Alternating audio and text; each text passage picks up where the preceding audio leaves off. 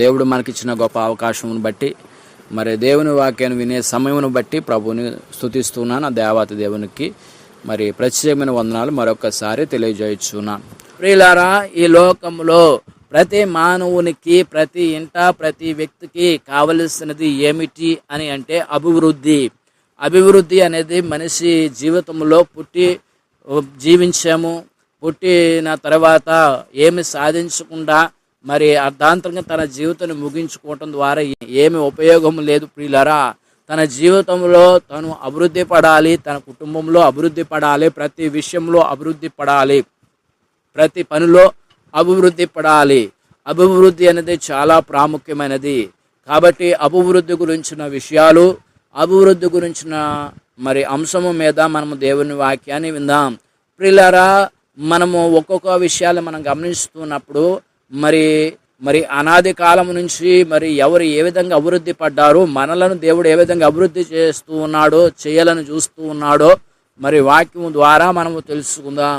ఆదికాండం 1వ అధ్యాయము 28వ వచనంలోకి వచ్చినప్పుడు దేవుడు వారిని అనగా ఈ మానవుల గురించి చెప్తూ ఉన్నాడు.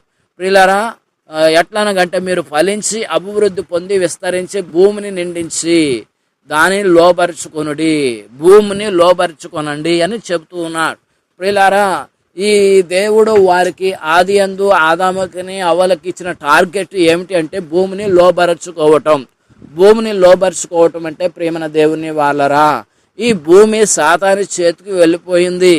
అంటే భూమి మీదకి దేవుడు ఆదాముని అధికారిగా పెట్టాడు, యజమానుడిగా పెట్టాడు.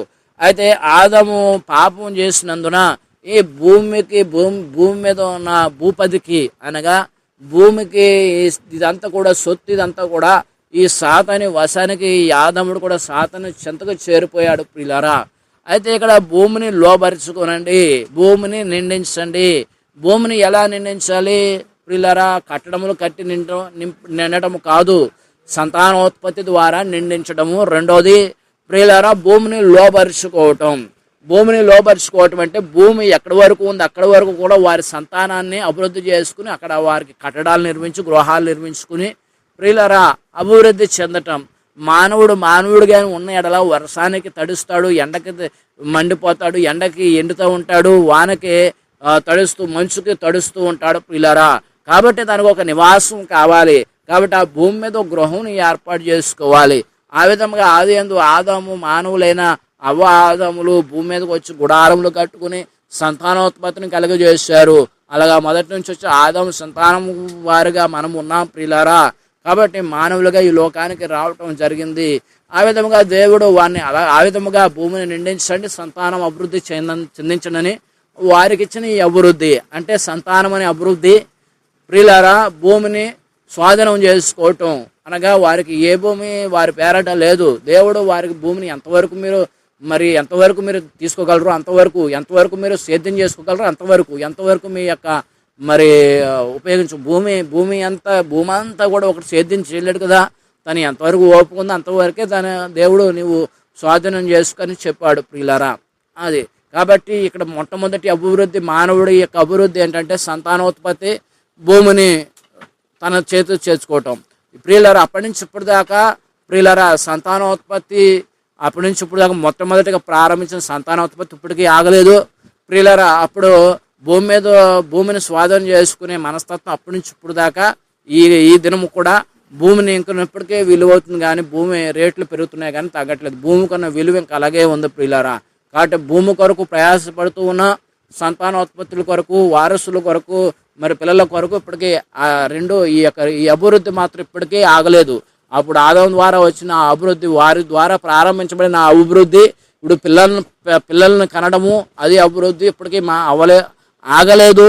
అంతేకాదు స్థలములను లోపరుచుకోవటం, కబ్జాలు చేయటం కానీ, లేకపోతే స్థలము డబ్బులు పెట్టి కొనుక్కోవటం కానీ ప్రియులారా అవి వారి సొంతం చేసుకోవటం ఎప్పటికీ ఆగలేదు. ఆ అభివృద్ధి ఇప్పటికే కొనసాగుతూనే ఉంది. ప్రియులారా, ఆ విధముగా ఉన్న తర్వాత నోవాహుతో దేవుడు చెప్పాడు. నోవాహును కూడా దేవుడు మరి ఆ విధముగా అభివృద్ధి పొందమని చెప్పాడు. జలప్రలయము వచ్చినప్పుడు మరి ఆదికాండం 9వ అధ్యాయం 1వ వచనంలో మరియు దేవుడు నోవాహును అతని కుమారులను ఆశీర్వదించి మీరు ఫలించి అభివృద్ధి పొందిన భూమిని నింపుడి. ప్రియులారా, భూమిని నింపుడి. ఇక్కడ ఆదాముకు చెప్పిన అదే మాట ఇప్పుడు నోవాహు కూడా అదే మాట వర్తిస్తూ ఉంది. ఎందుకంటే ఈ భూమి మీద ఉన్న వారందరిలో మరి కుటుంబానికి కొన్ని 80 మాత్రమే మిగిలి ఉన్నారు. మిగిలిన వారందరూ కూడా చనిపోయారు. జలప్రలయంలో మరి ఆదాము సంతానం నుంచి వచ్చిన లక్షల మంది మరి వేల మంది ఉన్న వారందరూ కూడా ఈ యొక్క జలప్రలయానికి మునిగిపోయారు, చనిపోయారు. మిగిలింది ఈ భూమి అంతటి మీద మిగిలి ఉన్నది ఎవరనంటే ఆ యొక్క నోవాహు భార్య, 3 కుమారులకి వివాహమైంది, 3 కోడళ్ళు, మొత్తం 80. ఈ యొక్క 80 మాత్రమే మిగిలి ఉన్నారు. ఈ 80తో దేవుడు ఆదంతో చెప్పిన మాటనే మరలా వీరికి చెప్తూ ఉన్నారు. ఏమనంటే మీరు అభివృద్ధి పొందండి, ఆశ్రదింపడండి, ఈ భూమిని నిండించండి, ఈ భూమిని నింపండి అని చెప్తున్నారు. అంటే సంతానోత్పత్తి కలుగజేయండి, సంతానోత్పత్తిని కలుగజేయండి అని చెప్పి తెలియజేస్తున్నారు. ప్రియమైన దేవుని బిడ్డలారా, అలాగా వారు ఆ విధమైన వారికి ఇచ్చిన అభివృద్ధి, వారు మరి సంతానోత్పత్తి చేసుకోవటం, అంతేకాదు వారి బిడ్డలను పోషించడం కొరకు భూమిని సేద్యం చేశారు.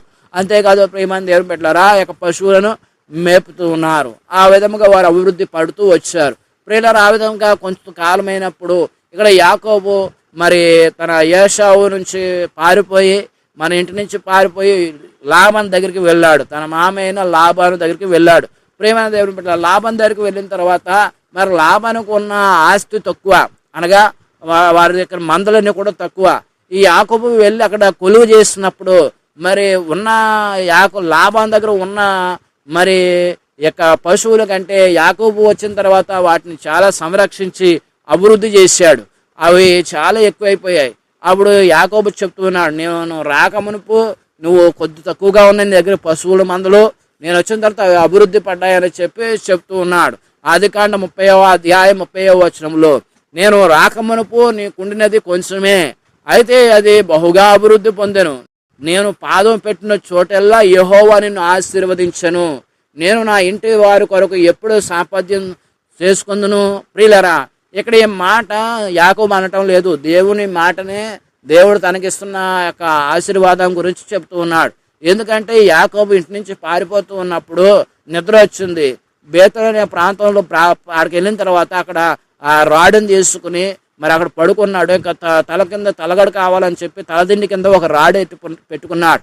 ఆ రాడు పెట్టి నిద్రపోతున్నప్పుడు ఆ కలలో పడుకున్నప్పుడు నిద్రపోతున్నప్పుడు ఒక కళ వచ్చింది.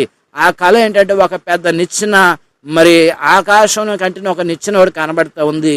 ప్రియులారా, భూమి మీద ఉన్నది ఒక కొన, మరొక కొన ఆకాశం అంటుంది. అయితే దేవదూతలు ఆకాశానికి ఎక్కుతూ ఉన్నాయి, దిగుతూ ఉన్నాయి, ఎక్కుతూ ఉన్నాయి, దిగుతూ ఉన్నాయి.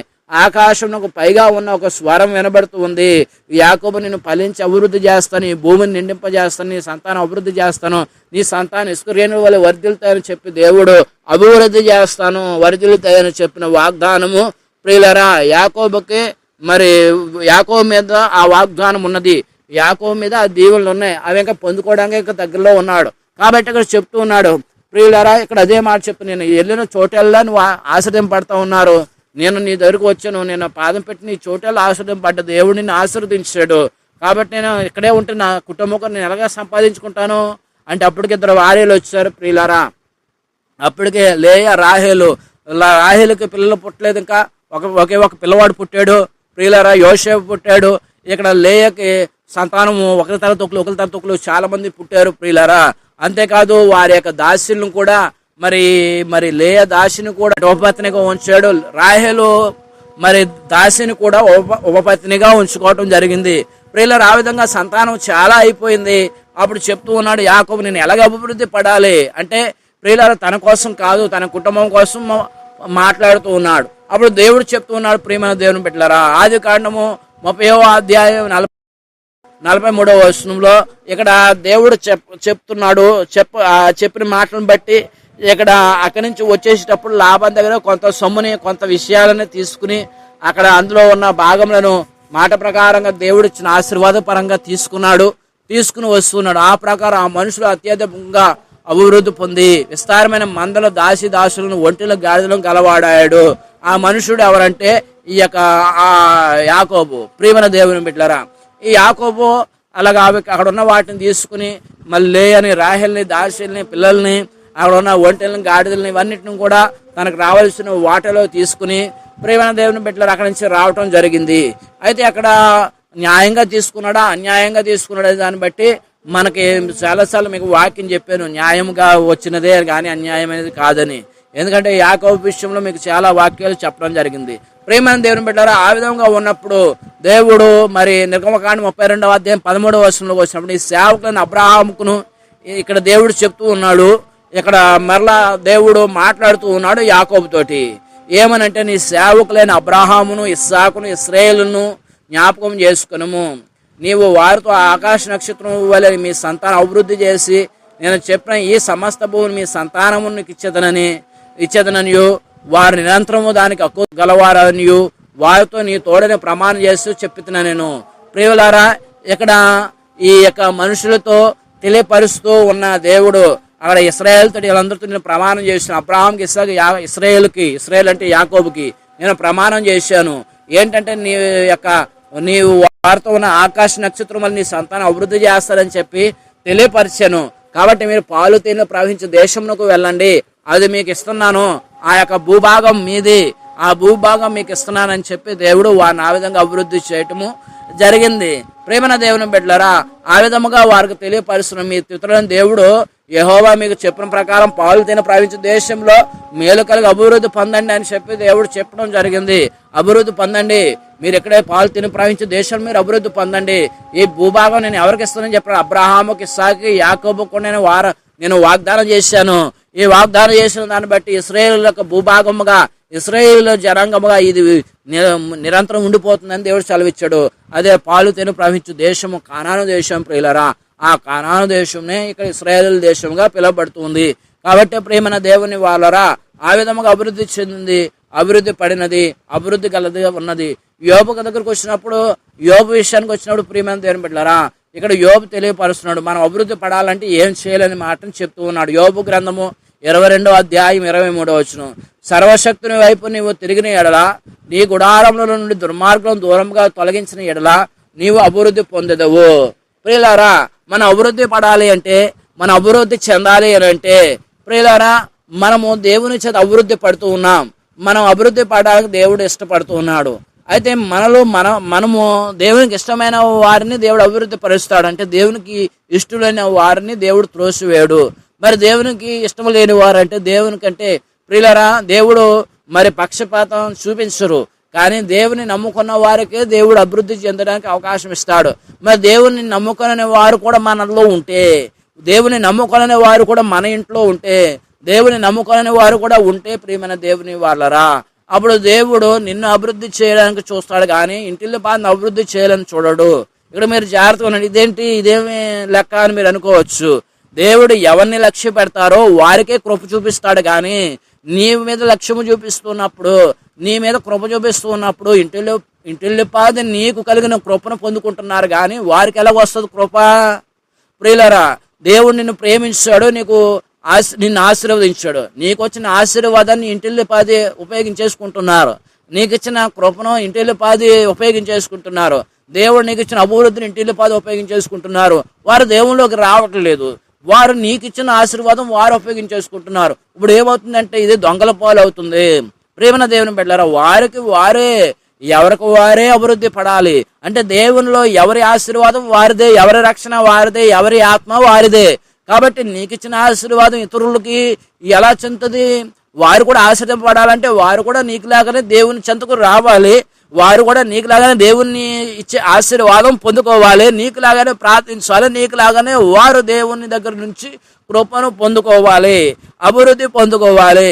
నీకు కలిగిన అభివృద్ధిని ఇతరులు ఉపయోగించుకోవటమే ఇది చెప్తున్నారు. నీకు కలిగిన దాన్ని నీవు అభివృద్ధి పడాలి అంటే నువ్వు ఎప్పటి వరకు ఎదుగుతావు? ఇంకా నీ ఆశీర్వాదాన్ని ఇతరులు ఉపయోగించుకుంటూ ఉంటుంటే, దేవునికి ఇచ్చిన ఆశీర్వాదాన్ని ఇతరులు తినేస్తూ ఉంటుంటే, ప్రేమైన దేవుని బిడ్డలారా, ఎవరి ఆశీర్వాదం వారిదే నిండారుగా ఉంటుంది కుటుంబము. అయితే ఒకరి ఆశీర్వాదం అందరూ ఉపయోగించుకుంటుంది, వారి ఇల్లు వెనక్కి వెళ్ళిపోతుంది, ఇంట్లో ఉన్నది కష్టతరం అయిపోతుంది, ఇంకా పోషించడం తక్కువ అయిపోతుంది. ఇంకా ఆశీర్వాదములు రావటము ప్రతిదినము దేవుడు ఒకరి ద్వారా అందరూ పోషింపబడము, ఒకరి ద్వారా అందరూ ఆశీర్వదింపబడటం అనేది ఎలా ఉంటుంది ప్రియమైన దేవుని బిడ్డలారా? అందుకే చెప్తున్నారు ఇక్కడ ఏమని అంటే, ప్రియమైన దేవుని వాళ్ళరా, సర్వశక్తుని వైపు నీవు తిరిగిన ఎడల, నీ గుడారంలో నుండి దుర్మార్గం దూరంగా తొలగించిన ఎడల నీవు అభివృద్ధి పడతా. నీ గుడారం నుంచి దుర్మార్గం తొలగించాలి. దుర్మార్గులను తొలగించాలంటే నీ ఇంట్లో నీ పిల్లలు ఉన్నారు, వాళ్ళు దుర్మార్గులు అవ్వచ్చు, అంటే దేవునికి దూరంగా ఉన్నారు. అయితే వారిని ఏం చేస్తే ఇంట్లో గంటే అవసరం లేదు. వారిలో ఉన్న దుర్మార్గత్వాన్ని, వారిలో ఉన్న దేవునికి దూరమైన లక్షణాలను దూరం చేసేసి దేవునికి దగ్గర చేయటమే. వారిలో ఉన్న దేవునికి ఇష్టం లేని లక్షణాలను తీసివేసి వారిని కూడా నేను ఎలా అభివృద్ధి పడుతున్నాను దేవుడు నా మీద ఎలా కృప చూపిస్తున్నాడు, ఎలాగా కరుణిస్తున్నాడు, ఆ విధంగా మీరు కూడా కరుణించబడాలి అంటే మీరు కూడా దేవుళ్ళలోకి రండి. మీరు కూడా ప్రభువుని స్తుతించడని నీ భర్తకి చెప్పాలి, నీ భార్యకి చెప్పాలి, నీ పిల్లలకి చెప్పాలి. నీ ఆశీర్వాదం వారు ఉపయోగించుకోవడం కాదు, ఎవరి ఆశీర్వాదము వారిదే, ఎవరి రక్షణ వారిదే అని చెప్పాలి. ఎవరి ఆత్మ వారిదే, నా ఆత్మ మీకు రాదు, మీ రక్షణ నాకు రాదు, ఎవరిది వారిదే, ఎవరి విశ్వాసము వారిదే. ప్రియమైన దేవుని బిడ్డలారా, ఇక్కడ ఎవరికైనా ఈ యాక్సిడెంట్ అవుతే, ఎవరికైనా ఏమన్నా అవుతే వారు ఏం చేస్తామంటే, ప్రియమైన దేవుని బిడ్డలారా, ఆ రక్తం కావాలి, ఆ రక్తం ధారాళంగా పోయింది, ఆ రక్తం కావాలంటే ప్రియమైన దేవుని బిడ్డలారా ఆ రక్తం దగ్గరికి కావలసిన వ్యక్తిని దగ్గర చూస్తారు. ఆ పలానా పాజిటివ్, పలానా అదేంటే రక్తం యొక్క బ్లడ్ గ్రూప్ చూస్తారు. ఆ బ్లడ్ గ్రూప్ చూసిన వ్యక్తి యొక్క రక్తాన్ని తీసుకుంటారు. ప్రియమైన దేవుని బిడ్డలారా చెక్ చేస్తారు, పరిశీలన చేస్తారు. ఒకవేళ బ్లడ్ గ్రూప్ కలిగిన వ్యక్తి లేకపోతే వారి దగ్గర ఉన్న బ్లడ్ గ్రూప్ మరి తీసుకొచ్చి పెడతారు. అయితే మిగిలిన వాళ్ళ దగ్గర ఏ బ్లడ్ గ్రూప్ ఉన్నా వారి దగ్గరికి రక్తం తీసుకుంటారు. ప్రేమ దేవుని బిడ్డలారా, అయితే బ్లడ్ గ్రూప్ మారితే మనిషి చనిపోతాడు. ఏ బ్లడ్ గ్రూప్ కావాలో, ఏ బ్లడ్ గ్రూప్ అయితే తక్కువైందో అదే బ్లడ్ గ్రూప్ కలిగిన వ్యక్తి యొక్క బ్లడ్ని తీసుకుని, ఆ యొక్క బ్లడ్ మ్యాచింగ్ అయ్యే బ్లడ్ని తీసుకుని వారికి ఎక్కించాలి. ప్రేమన దేవుని బిడ్డలారా, ఇక్కడ క్రీస్తు రక్తము మనకి ఎక్కించాడు యేసయ్య. ఆయన రక్తం విలువ పెట్టి ఉతక స్నానం చేసి మనల్ని పరిశీలన చేసి ప్రభువుని స్తుతించడానికి మనల్ని దేవుడు కొనుక్కున్నాడు. కాబట్టి ఎవరైతే క్రీస్తు రక్తం చేత కడగబడ్డారో వారే క్రీస్తుకి మరి మ్యాచింగ్ అవుతాం. ప్రియమైన దేవుని బిడ్డలారా, క్రీస్తు మనకి రక్తాన్ని ఎక్కించారు, అనగా పరిశుద్ధతను పెంచారు. మనల్ని పరిశుద్ధులుగా మనల్ని కొనుక్కున్నాడు. ఆయన విలువ పెట్టి రక్తం పెట్టి మనల్ని కొనుక్కున్నాడు. మనము క్రీస్తు అనే గ్రూపు, ప్రియమైన దేవుని పరిశుద్ధత అనే గ్రూపు, ఈ పరిశుద్ధత అనే గ్రూపులో పరిశుద్ధతను పొందుకునే అవకాశం దేవుడు మనకి ఇచ్చారు. కాబట్టి ఆయనలో మనం బ్రతుకుతూనే ఉన్నాం. మనతో పాటు మన పిల్లలు, మన కుటుంబ సభ్యులు కూడా బ్రతకాలి అంటే వారు కూడా క్రీస్తు రక్తం చేత కడవబడాలి. క్రీస్తు రక్తంలోకి వారు వచ్చి క్రీస్తు రక్తం చేత ఉతక స్నానము చేయబడిన వారుగా పరిశుద్ధులుగా వారు ఉండాలి. వారు అప్పుడు ఏం చేస్తారంటే అభివృద్ధి పడతారు. శారీరకంగాను ఆత్మీయంగాను ఆశీర్వాదకరంగా దేవుడు ఆశీర్వదిస్తాడు. ప్రియమైన దేవుని బిడ్డలారా, ఏది తక్కువ కాకుండా దేవుడు చూసుకుంటాడు, ఏది తక్కువ కాకుండా దేవుడు సమస్తం చూసుకుంటాడు. ఎందుకంటే సమస్తం ఆయన చేతికి అప్పచెప్పేశాం కాబట్టి ఆయన మనం కూర్చుండుట, లేచుట, మనం ఎక్కడున్నామో కూర్చుండుట దేవుడు చూస్తాడు, లేచుట మనం నిలబడి ఉండటం దేవుడు చూస్తాడు. సమస్తం ఎక్కడున్నాడు ఆయన చూస్తున్న దేవుడు, మనల్ని పసిగడుతున్న దేవుడు. ప్రియమైన దేవుని బిడ్డలారా, మనకు ముందుగా ఏమున్నదో, మన తర్వాత ఏమవుతుందో, ఎలాంటి వారం అవుతామో దేవుడు మనల్ని చూస్తూనే ఉన్నాడు. నాకు ఈ యొక్క ప్రసంగి గ్రంథం 2వ అధ్యాయము 9వ వచనంలో మనం చూస్తున్నప్పుడు, నాకు ముందు యెరూషలేమునందున్న వారందరికంటేను నేను గనుడనై అభివృద్ధి పొందుతుని, నా జ్ఞానము నన్ను విడిచిపోలేదు.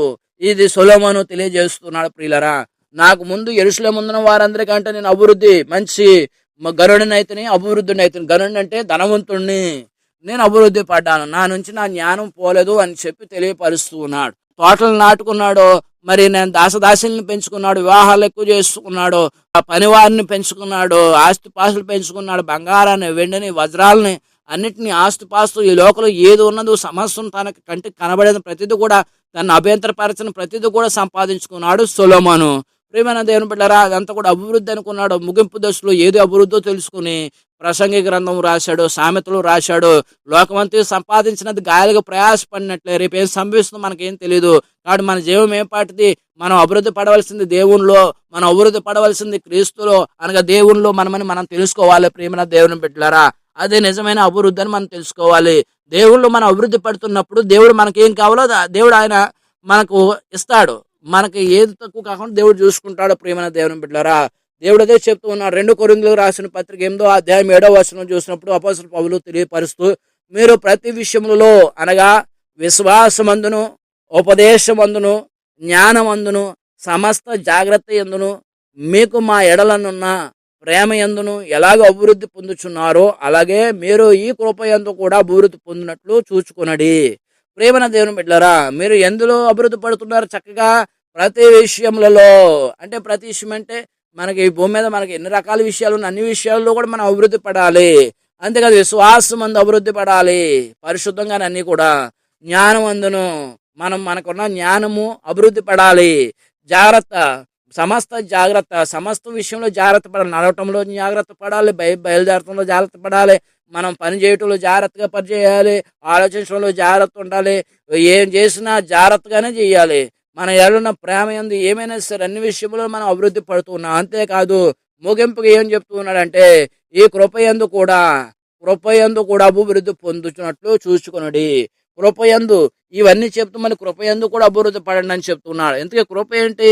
కృపలో అభివృద్ధి పడటం ఏంటి? ప్రియమైన దేవుని బిడ్డలారా, 2 పేతురు రాసిన పత్రిక 3వ అధ్యాయం 18వ వచనం, మన ప్రభువును రక్షకుడైన యేసు క్రీస్తు అనుగ్రహించు కృపయందును జ్ఞానమందును అభివృద్ధి పొందుడి.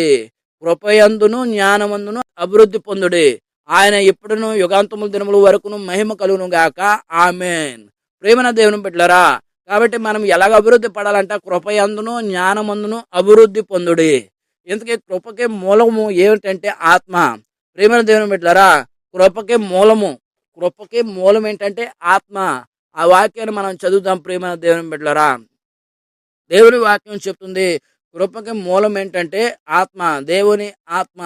కాబట్టి ఈ ఆత్మను మనం ఏం చేయాలంటే దేవుని బిడ్డలమైన మనము లోబడిన వారిగా మనం జీవించాలి. ప్రేమన దేవుని బిడ్డలారా, మనకు దేవుడు వాక్యం చెప్తుంది. ఫిలోమోనుకు రాసిన పత్రిక 1వ అధ్యాయము 25వ వచనము, మన ప్రభువైన యేసుక్రీస్తు కృప మీ ఆత్మకు తోడై ఉండును గాక. ఆమేనని. మన ఆత్మకు తోడై ఉండేదేంటి? దేవుని ఆత్మే. మన ఆత్మ తోడై ఉండేదేంటి? దేవుని ఆత్మే. ప్రియమైన దేవుని వాళ్ళరా, మనకు దేవుని ఆత్మయే మనకు తోడై ఉండాలి. దేవుని ఆత్మయే మనకు తోడుగా నిలుస్తుంది అని దేవుని వాక్యం సెలవిస్తుంది. కాబట్టి మనము చక్కగా దేవునిలో ఎదిగేవారిగా, దేవుని మాటల చేత బలపడిన వారిగా, దేవునిలో నిరంతరం ఎదిగేవారిగా మనం ఉండాలని కోరుకుంటాం. దేవుని మాటల చేత పట్టబడేవారిగా, దేవుని యందు భయభక్తులు కలిగి జీవించే వారిగా మనము ఉండాలి. దేవుని వాక్యములు మనం ఎల్లప్పుడూ కూడా జీవించే కృప వల్ల నీతిమంతులుగా తీర్చబడేటట్లుగా మనము దేవుడు చేస్తాడు. తీతుకు రాసిన పత్రిక 3వ అధ్యాయము 6వ వచనం, మనం ఆయన కృప వలన నీతిమంతులమని తీర్చబడి. ప్రేమన దేవుని బిడ్డలారా, మనం ఆయన వలన మనం ఏమవ్వాలంటే నీతిమంతులుగా తీర్చబడాలి. ఆయన వల్ల మనం ఏం తీర్చబడాలంటే నీతిమంతులుగా తీర్చబడాలి. ఈ నీతిమంతులుగా తీర్చబడటమే మనము అభివృద్ధి పడటము. నీతిమంతులుగా తీర్చబడటమే మనము దేవునిలో బలపడటము. నీతిమంతులుగా తీర్చబడటమే మనం అభివృద్ధి చెందటము. కాబట్టి ఇటువంటి అభివృద్ధి దేవుడు మనకి ఇచ్చారు. ఇటువంటి అభివృద్ధిని మనము దూరం చేసుకోకూడదు. మనం దేవుని వాక్యం చేత బలపడిన వారిగా, మనము ఆత్మలో బలపడిన దేవుని బిడ్డలుగా మనము ఉండాలి. ప్రేమ దేవుని వాళ్ళరా, దేవుని ఎక్కువగా మనము ఆరాధిస్తూ ఉన్నప్పుడు, దేవుణ్ణి ఎక్కువగా మనము గణపరుస్తూ ఉన్నప్పుడు మనం ఆత్మలో అభివృద్ధి చెందుతాం. ఆత్మలో అభివృద్ధి చెందుతూ ఉన్నప్పుడు దేవుడు మనకి ఆత్మకును తోడై ఉంటారు. మనల్ని బలపరుస్తాడు. దేవుని వాక్యం చేత బలపరచడానికి దేవుడిని మనల్ని బలపరుస్తాడు. ఏప్రిల్ రాసిన పత్రిక 10వ అధ్యాయము 29వ వచనం ముగింపు మాట. ఏప్రిల్ రాసిన పత్రిక 10వ అధ్యాయం 29వ వచనం, ఇట్లుండగా దేవుని కుమారుని పాదములతో త్రొక్కి తాను పరిశుద్ధపరచబడుటకు సాధనమైన నిబంధన రక్తమును అపవిత్రమైనదిగా ఎంచి. ప్రేమల దేవుని బిడ్డలారా, దేవుని కుమారుని పాదములతో త్రొక్కి తాను పరిశుద్ధపరచబడుటకు సాధనమైన నిబంధన రక్తమును, అంటే యేసుక్రీస్తును ఎలా చేశారో చెప్తూ అపవిత్రమైనదిగా ఎంచి కృపకు మూలమగు ఆత్మను తిరస్కరించిన వాడు ఎంత తక్కువైనా ఎక్కువైన దండనకు పాత్రుడిగా ఎంచబడినని మీకు తెలుసును. కాబట్టి మనము క్రీస్తును మనము పాదం మీద తొక్కిన వారుగా, కృపను మనము వేరేగా ఉండేవారిలాగా కాకుండా దేవుని రక్తమునకు అపవిత్రపరిచిన వారుగా, దేవుని రక్తము పరిశుద్ధమైన రక్తము, ఆ రక్తం చేత కడగబడిన మనము మరలా లోకంలోకి వెళ్తే మనము దేవుని రక్తమును అపవిత్రము పరిచినదిగా మనం ఎంచిన వారుగాను, మరలా తిరస్కరించిన వారుగా దండనకు మనము దండించబడిన వారి గుంపులోకి మనం వెళ్ళకూడదని దేవుని వాక్యం సెలవిస్తుంది. కాబట్టి కృపకు మూలమగు ఆత్మను అనగా కృపను మనం పొందుకోవాలి. ఎక్కడి నుంచి ఎక్కడి దాకా అభివృద్ధి పడ్డాము ప్రియులారు చూసారా? స్థలములో అభివృద్ధి పడండి, పొలంలో అభివృద్ధి పడండి, సంతానోత్పత్తులు అభివృద్ధి పడండి అని చెప్పిన దేవుడు ఇక్కడ చివరికి వచ్చేసరికి కృపలో అభివృద్ధి పడండి, ఆత్మలో అభివృద్ధి పడండి, మీరు సంతోషమందును, జ్ఞానమందును, జాగ్రత్తలందును, విశ్వాసమందును స్థిరముగా ఉండండి, అభివృద్ధి పడండి అని చెప్తున్నారు. ఇవన్నీ ప్రియమైన దేవుని బిడ్డలారా, లోకంలో ఉన్న వాటి కొరకు మనం వాటి అభివృద్ధి కోరుకుంటే మన అభివృద్ధి, మన ఆత్మలో అభివృద్ధి తగ్గిపోద్ది. మన ఆత్మలో అభివృద్ధి పడికొలితే అవన్నీ మన దగ్గరకు వస్తాయి. ఇక్కడ మీరు జాగ్రత్తగా వినండి ప్రేమన దేవుని వాళ్ళరా. ఒక వ్యక్తి చేపలు పట్టడానికి వెళ్ళాడు. ఆ చేపలు పట్టడానికి వెళ్ళినప్పుడు ప్రేమన దేవుని పట్ల చేపలు పట్టడానికి వెళ్ళేటప్పుడు మరి మేత తీసుకెళ్ళటమే కాదు, గాలం కూడా తీసుకు వెళ్ళాలి. ఆ గాలంకి ముళ్ళు ఉండాలి. ఆ ముళ్ళకి మేత పెట్టి చేప నీటిలో వేసినప్పుడు అక్కడ పలానా చేప రావాలి, నువ్వు ఆ చేప ఎంత ఆకారంలో ఉండాలి, ఎంత ఎత్తు ఉండాలి, ఎంత పెద్దగా ఉండాలి, ఎంత ఉండాలి అని కోరిక నువ్వు వేస్తూ ఉన్నప్పుడు నువ్వు అనుకున్నదే చేప పైకి రాదు. ప్రియమైన దేవుని బిడ్డలారా, ఏదో ఒక చేపకి అది ఆహారం కనబడుతుంది, ఆ చేప మింగుతుంది, ఆ చేప నువ్వు పట్టుకోవటం జరుగుతుంది. కాబట్టి ప్రియమైన దేవుని వాళ్ళరా, నువ్వు చేప కొరకు వెళ్ళావు, చేపను తెచ్చుకోవడానికి వెళ్ళావు, అది ఎంతదా అంతదా అని నువ్వు మరి చిన్నది కాదా అని చెప్పి మరలా వదిలేయచ్చు. కానీ వచ్చేటప్పుడు నువ్వు ఏది కావాలి, ఏ చేపనే తీసుకోవాలనేది నీ చేతిలో ఉండదు. అది వచ్చిన తర్వాత అది నీకు ఇష్టమైనది అయితే తీసుకుంటావు, లేకపోతే మరలా తిరిగి వదిలేస్తావు. కాబట్టి ఇక్కడ దేవుని వాక్యం కూడా అంతే ప్రియమైన దేవుని బిడ్డలారా. దేవుడు నీ దగ్గరికి వచ్చారు, ఆయన నీకు రక్షకునిగా ఉన్నాడు, ఆయన నీ హృదయంలోకి చేర్చుకోమంటూ ఉన్నారు, అభివృద్ధి పడమంటూ ఉన్నాడు. లోకమునుసారంగా కాదు, ఇష్టానుసారమైన జీవితం కాదు. నీవు అభివృద్ధి పడాలి అంటే మొదటిగా నీ హృదయం అభివృద్ధి పడాలి, నువ్వు ఆత్మలో అభివృద్ధి పడాలి.